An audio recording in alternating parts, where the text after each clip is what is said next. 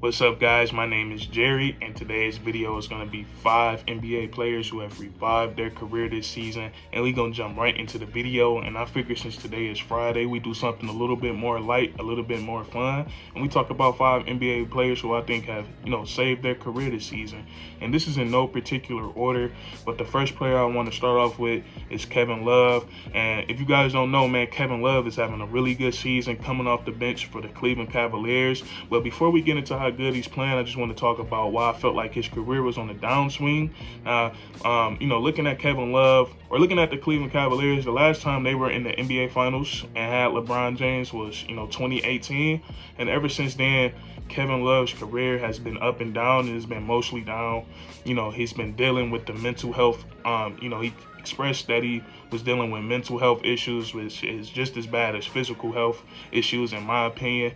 And then also, man, he was having physical health issues as well. He had injuries that would keep him out for an extended amount of time.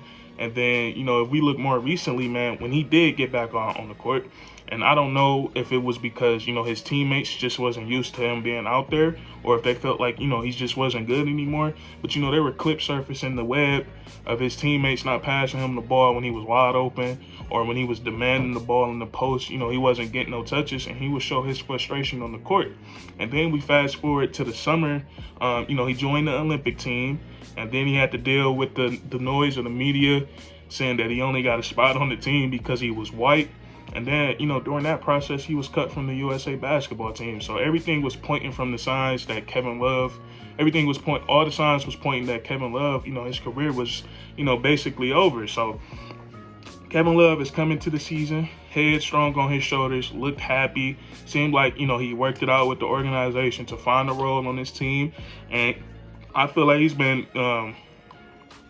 going above and beyond the role that he was asked, because right now he's playing like a 6th man of the year. He's averaging 14 points and 7 rebounds off the bench, and those are starting numbers. But like I said, 14 points, 7 boards, and he's also shooting 40% from the three, which is we all know 40% or higher. That's very accurate. So what Kevin Love is doing this season is really good, and he's also raised his value. We know this Cleveland Cavaliers team is a young and upcoming team, and a player like Kevin Love isn't a part of their future plans. So Kevin Love, I feel like he's raised his trade value and also his buyout value. So we have to keep our eye on that, and it's just really good to see him playing some basketball. Seeing him happy out there again. So, that's really cool. And this next player I'm going to talk about, Malik Monk. Now, Malik Monk, he was drafted 2017, 11th pick by the Charlotte Hornets. And, he was a guy that had a lot of upside. He was very athletic, coming out of college, and he was a marksman. He was a shooter. So, he played his first 3 or 4 years in Charlotte. And, basically, this past offseason, the Charlotte Hornets felt like, he was at his ceiling. You got to think about this. Malik Young, very young player in this NBA. And the Charlotte Hornets they're another, young and up and coming team. And they felt like that he was already at his ceiling. And they decided to part ways with him.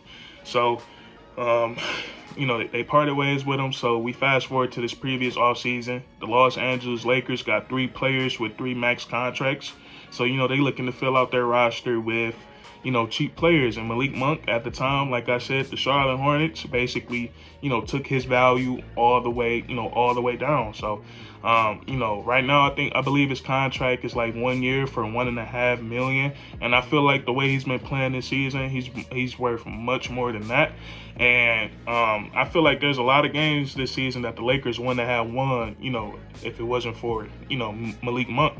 And we all know that wasn't a sentence that we think will be coming out of any of our mouths, when they signed him. So, what he's doing this season, he's averaging 12 points per game, and he's also shooting 40% from the three, which is really, really accurate. But we've also seen him, more recently, man, getting 20 points per game, 22 points per game, getting 29, and he just looks more, I don't know what's gotten into him. I don't know if it's playing in front of that LA crowd, but he looks more confident this season. He's taking open shots, and he's just really been playing some good basketball. He's earned a starting spot on this team. At least I think he should be starting.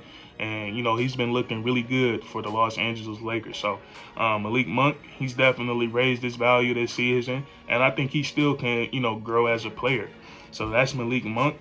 We on to our third player, and the third player is Lance Stephenson. Lance Stephenson, one of the most entertaining players we've ever seen in basketball history. He's just he's just a character. His personality. He's like somebody out of a movie or something. But the last time Lance Stephenson played in the NBA or was actually a part of like an actual roster was the 2018-2019 season, and he kind of from that point on, he kind of went to go test the waters overseas, and he was playing good basketball over there.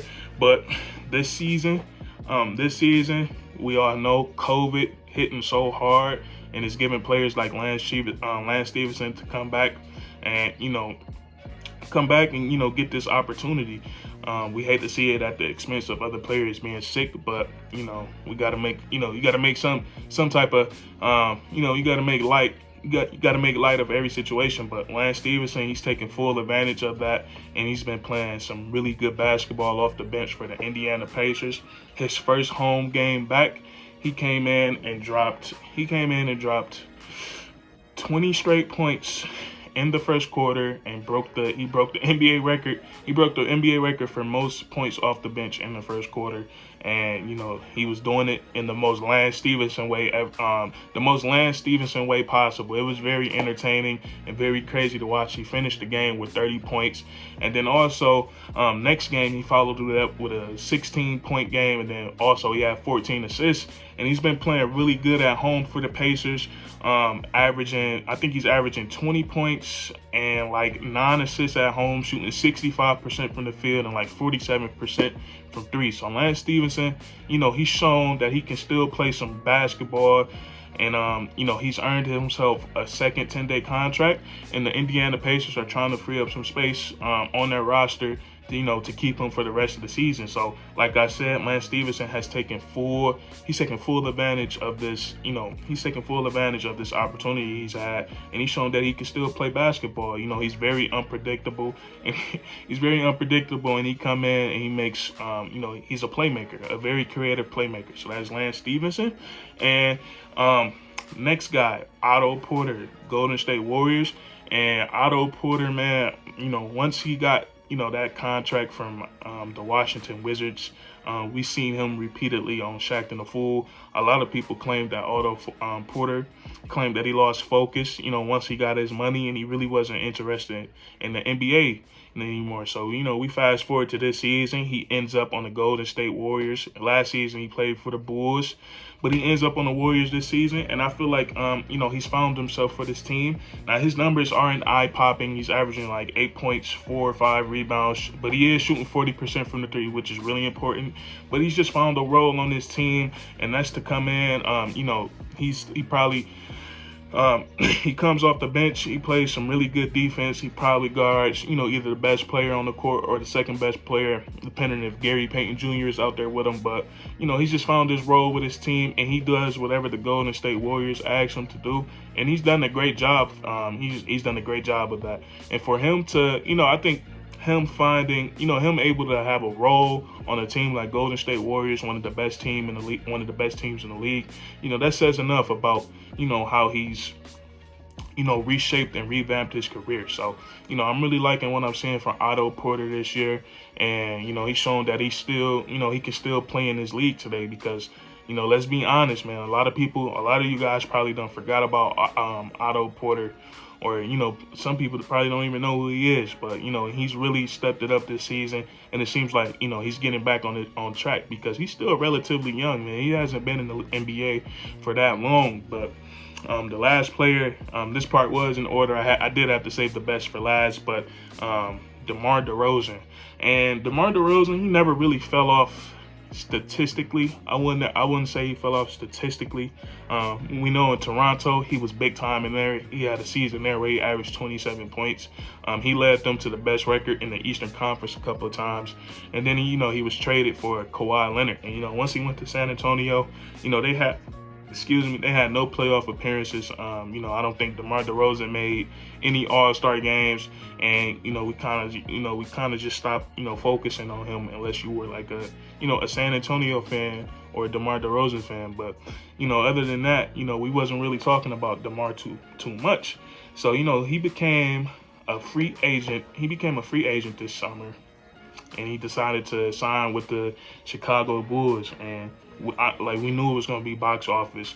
Lonzo Ball, DeMar DeRozan, Zach LaVine, you know what I'm saying? Like, even Derrick Jones Jr. off the bench. Like, we knew they were going to be fun to watch. But what they've been doing this season, nobody saw this coming, and nobody saw the way that nobody saw the way that he was going to play this season coming. And I feel like he's, you know, he revived his career. Not that his career was ever dying, but you know, he put himself back in the conversation as one of the best players in the NBA. He's earned himself the nickname the fourth quarter king from his teammates, and he's also playing some really great basketball, averaging 26 points per game, and he's leading the league in fourth quarter points. So you know, and DeMar DeRozan, he's probably, you know, he's in that MVP conversation, top 3, top 5, and you know, is well deserving. And I'm liking what I'm seeing from DeMar DeRozan. He's another guy that expressed, you know, some mental health, you know, issues, but hey man, he's playing some really good basketball, and he seems to be having some fun with his new team. So you know, that's going to be that, man. We got K-Love, how did I forget? Oh, K-Love, Malik Monk, Otto Porter, Lance Stephenson, and then we got DeMar DeRozan. So that's going to be it for this video, man. If you enjoyed, leave a like, comment down below any other players who you think, you know, revived their career this season. Or tell me down below if you disagree with me, man. If you tell me, you know, none of these guys are falling off, or none of these guys have picked it back up, let me know down in the comments, and subscribe for more weekly content. We do this all the time, man. And that's curtains.